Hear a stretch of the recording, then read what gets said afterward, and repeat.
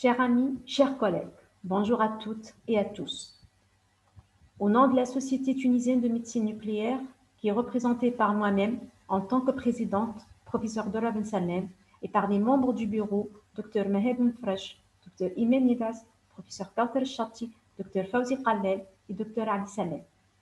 Je remercie vivement nos collègues algériens de l'Association nationale de médecine nucléaire libérale en la personne du professeur Mohamed Bourouba et les comités scientifiques et d'organisation d'avoir associé la STML à ce congrès.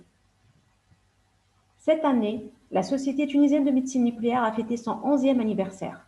Elle ne cesse de s'élargir et de rayonner. Elle a pris l'habitude d'organiser annuellement son congrès et à diversifier et enrichir les thèmes en invitant des conférenciers étrangers. En mars 2018, le président du 8e congrès, professeur Hatem Hamemi, a eu l'initiative de transformer le congrès tunisien en un congrès maghrébin. Ce fut alors le premier congrès maghrébin de médecine nucléaire qui a été organisé à Hammamet.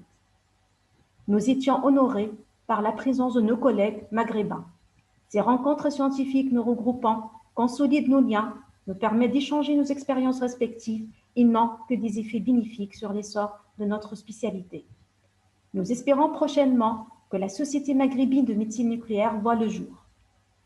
En Tunisie, nous assurons actuellement la formation de 2 collègues mauritaniens qui ont exprimé leur désir d'adhérer à cette société maghrébine qui regroupera alors 4 pays maghrébins. Lors du premier congrès, il a été décidé de continuer cette initiative et que ce congrès se tiendra à tour de rôle dans les différents pays maghrébins. En septembre 2019, nous étions chaleureusement accueillis à Casablanca par nos confrères marocains lors du 2e congrès maghrébin de médecine nucléaire qui a été organisé par l'Association marocaine de médecine nucléaire. Le 3e congrès a été programmé en Algérie au mois de juin 2020 et qui a été malheureusement reporté à 2 reprises à cause de la pandémie du Covid-19. Néanmoins, et grâce aux efforts déployés par le comité d'organisation de ce congrès, que je félicite, nous y sommes. Le prochain congrès aura lieu à Tunis. Pour des raisons sanitaires, la date a été fixée pour le mois de mars 2022. La médecine nucléaire tunisienne a fêté il y a quelques mois son 51e anniversaire, un demi-siècle de succès et de scintillation. Sur le plan historique, la médecine nucléaire a vu le jour en 1969 avec un seul service au centre anticancéreux, l'Institut Salah Azaïz de la capitale. Le pionnier de la médecine nucléaire fut le défunt professeur Sadr Mtin, que son âme repose en paix. Il a été le père de la médecine nucléaire tunisienne. Il a dirigé le premier service presque 30 ans et a permis la formation de plusieurs médecins nucléaristes.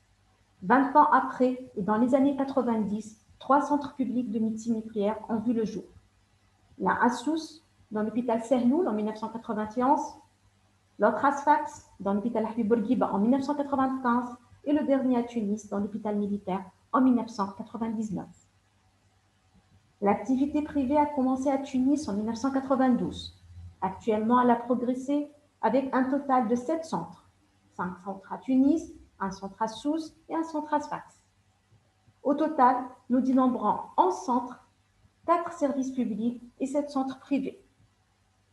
52 médecins nucléaristes ont été formés à ce jour, dont les 3 quarts exercent en Tunisie.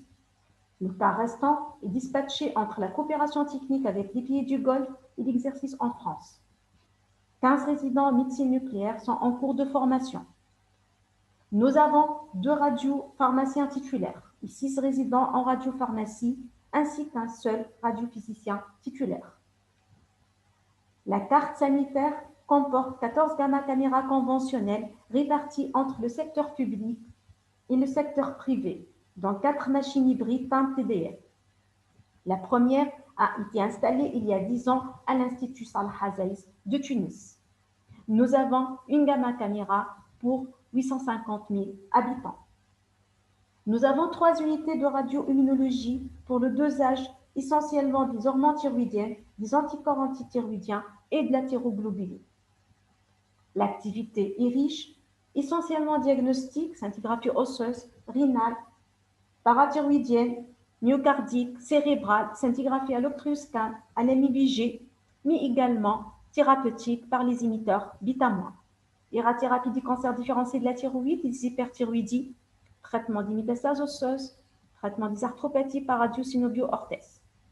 L'alpha-thérapie n'est pas encore disponible en Tunisie. L'activité TEP a démarré à Tunis dans le centre privé CERU en 2016. L'année 2019 était une année mémorable pour la médecine nucléaire tunisienne, avec le démarrage de la TEP dans 3 services publics, l'Institut Salah Hazaï de Tunis, l'hôpital Sahlul de Sousse et l'hôpital Habib Bourguiba de Sfax. Nous avons une TEP TDM pour 3 millions d'habitants.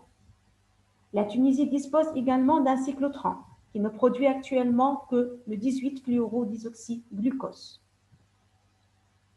Les 4 services publics sont hospitalo-universitaires. Ils sont chargés de la formation et l'encadrement des résidents en biophysique et médecine nucléaire, ainsi que dans d'autres spécialités telles que l'endocrinologie et la radiologie.